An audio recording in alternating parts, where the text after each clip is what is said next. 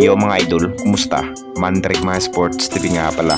Ating pag-usapan, Gilas Pilipinas may bagong gwardya para sa paparating na Asian Games at Gilas Pilipinas player na mawawala sa lineup. Pero bago na nga yan, kung bago ka pa lang sa aking channel, huwag mong kalimutan mag-like sa ating video at mag-subscribe at i-click ang notification bell para lagi kang updated sa ating latest upload na natin. Pero ating talakayin, una natin pag-usapan.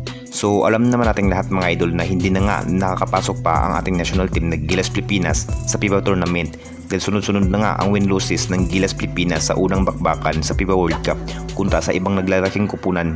Sayang na sayang talaga mga idol, pero hindi pa naman nakapagtataka na malalakas talaga ang nakakaharap ng ating national team na Gilas Pilipinas. Kahit may Jordan Clarkson na nga ito, si Jordan Clarkson talaga at Dwight Ramos ang nangunguna sa ating pabansang kupunan na national na Gilas Pilipinas. Pero talo pala ang ating national team sa huling bakbakan sa World Cup. Pero may isang panalo naman ang Gilas Pilipinas sa Asian Game laban sa China. Dito na rin bumabawi ang ating national team na Gilas Pilipinas at tinambakan pa nga ang China sa huling laban. Dahil kay Jordan Clarkson, magandang pambastan niya mga idol. Kahit walang panalo nga ang Gilas Pilipinas sa World Cup, pero may isang panalo pa naman sila sa China. At ilang linggo na rin ito mga idol dahil magsisimula na nga ang Asian Game. Siguradong maiiba na nga ang chemistry ng ating national team na Gilas Pilipinas. Dahil walang Jordan Clarkson na nga ang Gilas Pilipinas mga idol.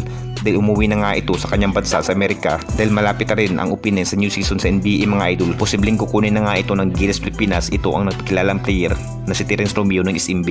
Dahil alam naman natin lahat mga idol na posibleng kukunin na nga ito ng SBP si Terence Romeo bilang guard. Maraming mabigating player nga sa Gilas Pilipinas ang mawawala dahil mas focus pa nga sila sa kanilang kupunan gaya na nga ni Jordan Clarkson mga idol at Dwight Ramos. Kailangan pa rin ito si Terence Romeo sa Gilas Pilipinas dahil hindi na rin maklaro si KP Rabina mga idol para sa paparating na Asian Games.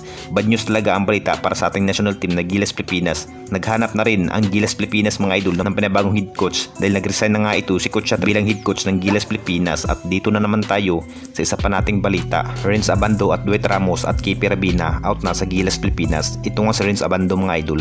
Alam naman nating lahat na malapit na rin ang kanyang muling pagbabalik sa Korea dahil sa new season. Sigurado ngayon pa lang naghanap na nga ang ating national team na Gilas Pilipinas ng pinibagong player bilang forward ng Gilas Pilipinas katulad nga kay Renz Abando. Isa rin si Renz Abando mga idol sa malaking naambag sa ating national team na Gilas Pilipinas laban sa China at naghalimaw na nga ito sa mainit na laban. Malaki nga ang kanyang kumpiyansa ni Renz Abando mga idol pagdating sa pagkikipaglaban. Kahit may oras pa nga daw, may pag-asa pa nga na manalo nga ang ating national team. Nakapagtala na nga ito si Renz Abando mga idol ng maraming naiitala sa ating national team na Gilas Pilipinas.